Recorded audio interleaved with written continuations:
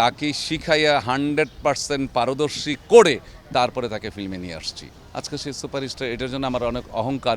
সে আমাকে দেখুক আর না দেখুক, নির্বাচন একটা আনন্দের দিন। আমাদের যখনই যে কোনো নির্বাচনে হোক না কেন আনন্দ লাগে, ঈদের মতন মনে হয়। তো এখানে সবাই আমার প্রিয়। আমি যাদের সাথে সবার সাথে কাজ করেছি, এমন কোনো লোক নেই যে এইখানে যারা আছে তাদের সাথে কাজ করি না, সবাই আমার প্রিয়। তো প্রিয় মানুষদের ইলেকশনে আসবো না তো আসবো কোথায়? এটা হলো আমার মনে করি যে এটাই আমার জীবন, এটাই আমার মরণ। ফিল্ম থেকে আজিজ রাজা হয়েছে, তো ফিল্ম আমার সবচেয়ে প্রিয় জায়গা। আর এখানে যখন ইলেকশন হচ্ছে অবশ্যই আসবে, কেন আসবো না? সব মানুষ আমার প্রিয়। এখানে যারা যারা আছে পক্ষ বিপক্ষ না। আজকে যে পাশ করেছে, আজকে পাশ করার বলে কালকে বুকে বুকে বুক মিলাবে। এখানে কেউ আমরা আপন, সবাই আমরা আপন, কেউ কারো শত্রু না, কারো পর না।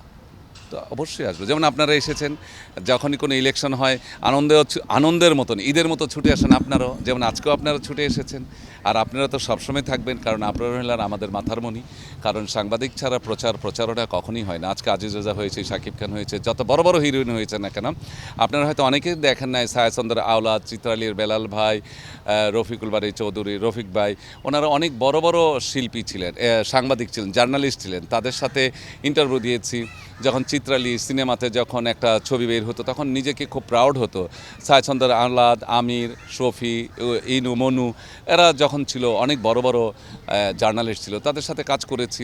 তো তাদের ছাড়া কিন্তু আজিজ রাজা হয়নি। আপনাদের ছাড়া কোনো শিল্পীও হতে পারবে না। আপনারা প্রচার মাধ্যম, আপনারা একজন শিল্পীকে ভালো মন্দ তুলে ধরেন। তো আপনারা যেমন আসেন এত সুন্দর একটা অনুষ্ঠানের মধ্যে, আমরাও সেম তাই আসি। আমরা তো একে অপরের বন্ধু, তাই নয় কি?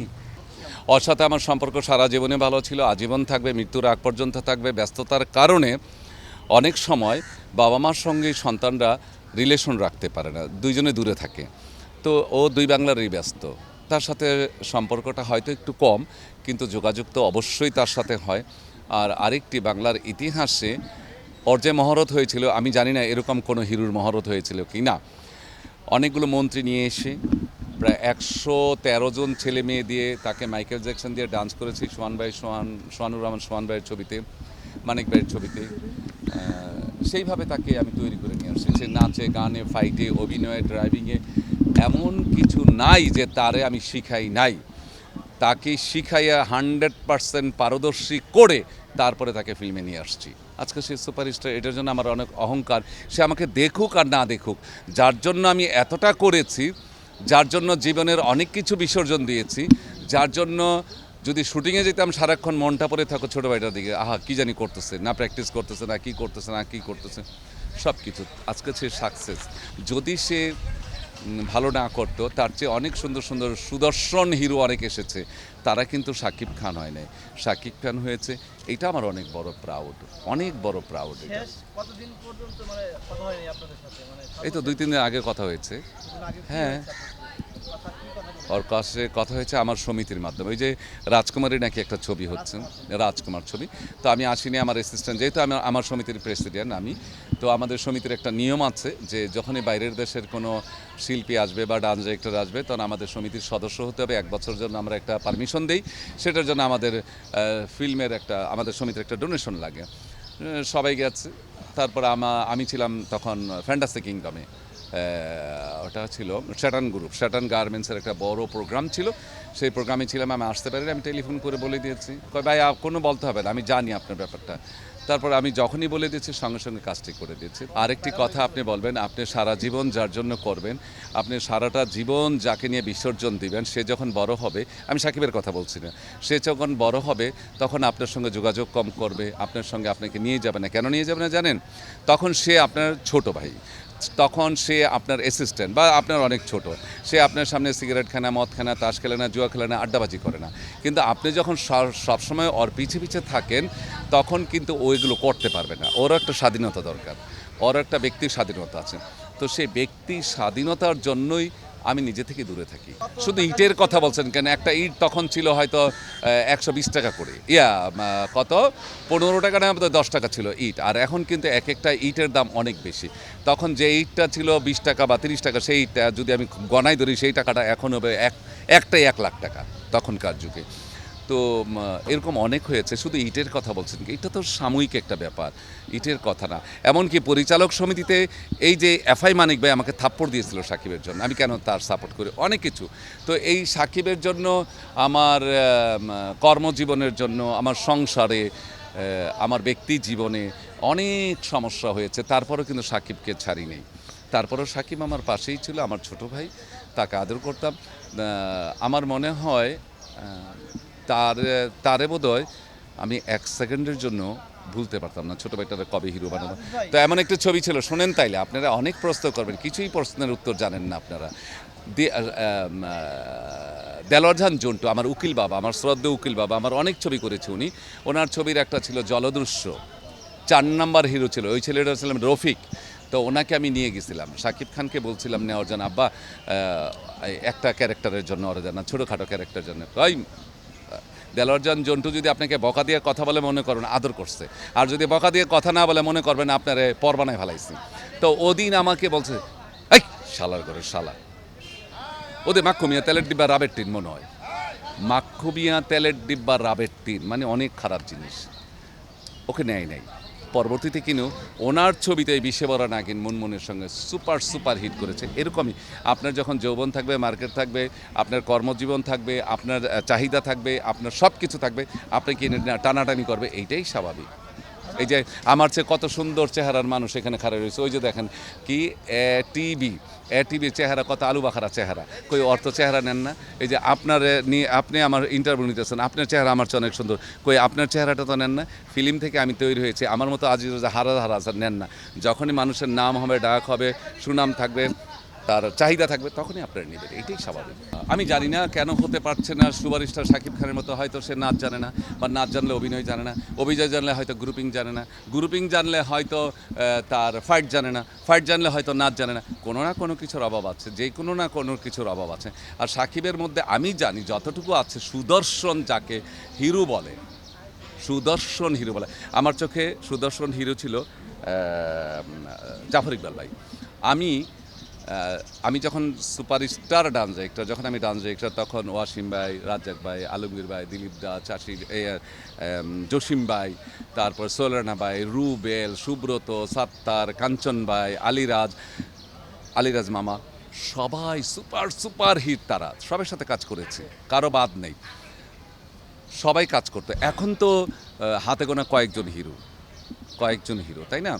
তো তারা কেন সুপারস্টার হয় না, তারা কেন হতে পারছে না, সেটা তারাই বলতে পারবে, আমি বলতে পারবো না। তবে শাকিব খান যে সুপারস্টার হবে সেটা আমি 100% রেখেছি। আমি শাবনূরকে বলেছিলাম, শাবনূর একদিন তুই ফিল্ম ইন্ডাস্ট্রি ডমিনেট করবি। শাবনূর তুই শুনিস, আজকে আসবি। শাবনূরকে বলেছিলাম, শাবনূরে যখন আমি চাঁদনি রাতে শুটিং করতে যাই, সাব্বির এবং শাবনূর, তখন শাবনূরকে আমি 3 বছর নাচ শিখেছি, 3 বছর এহতেশাম দাদার অফিসে। শাবনূরকে তখনই আমি বলেছি তুই একদিন ফিল্ম ইন্ডাস্ট্রি ডমিনেট করবি, কারণ তার ব্যবহার, আচার আচরণ, কথাবার্তা খুব নমনীয়। শাবনূরের বদনাম আছে আমি জানি না, শাবনূরকে কে খারাপ বলে আমি জানি না। তেমনই হ্যাঁ ভাই, তেমনই কিন্তু সাকিব কিন্তু আজও কারো বদনাম করে কিনা, কারোর সম্বন্ধে বাজে মন্তব্য করেছে কিনা আমি জানি না, আমার জানা নেই। তো শাবনূর বলেন, শাবনাজ বলেন, নাইম বলেন, দিতি বলেন, কবিতা বলেন, মিশেলা বলেন, আলেকজান্ডার বলেন, ওমর সানি বলেন, মুক্তি বলেন, সব কিন্তু কাম ফ্রম দ্য আমি প্রথম কিন্তু আমার হাতে। তো সো যারা স্টার হওয়ার তারা স্টার হবেই, আর যারা নাচতে পারে তারা স্টার হবে, এটাই স্বাভাবিক। নাচ ফিল্মের জন্য বড় একটা মাধ্যম। যারা নাচ জানবে তারা ভালো অভিনয় জানে, যারা ভালো ফাইট জানে, যারা অভিনয় করতে পারে, তারা অ্যাক্টিভিটির সব কিছু, যারা নাচ জানে, উইদাউট নাচ আমার মনে হয় না যে সুপারস্টার এরকম আছে। সাকিব সব জানে। আমাদের ফিল্মের অবস্থা যখন করুন, তখন আমাদের 18 সংগঠন মিলেই কিন্তু 2 বছরের জন্য কন্ট্রাক্ট নিয়েছে, যে হলগুলোর মধ্যে বাংলাদেশের ছবি মানে দর্শক যাচ্ছে না, তখন পাশাপাশি যদি বোম্বের 2টা ছবি নিয়ে এসে যদি আমাদের দেশের হলমুখী মানুষ হয়, সেই চিন্তা ধারণা করেই কিন্তু আমরা বা সংগঠন এবং যারা আসছে সেই হিসাবে নিয়েছে। অনেক বড় বড় ব্যক্তিবর্গরা আছেন, সম্মানিত ব্যক্তিরা আছেন, তারা বুঝে শুনেই কিন্তু জিনিসটা আসছে। তো 2 বছরের কন্ট্রাক্ট, 2 বছরে যদি দেখা গেল যে হলমুখী মানুষ হচ্ছে এবং আমাদের ফিল্ম ইন্ডাস্ট্রির জন্য মঙ্গলজনক হচ্ছে, যেমন পাকিস্তান, আপনারা জানেন পাকিস্তান ছিল, নেপাল ছিল, এরকম। তো আমাদের দেশে যদি ওরকম হয় তাহলে হবে, আসবে। আর যদি না হয় 2 বছরের কন্ট্রাক্ট, 2 বছর পর তো এমনিই বন্ধ হয়ে যাচ্ছে।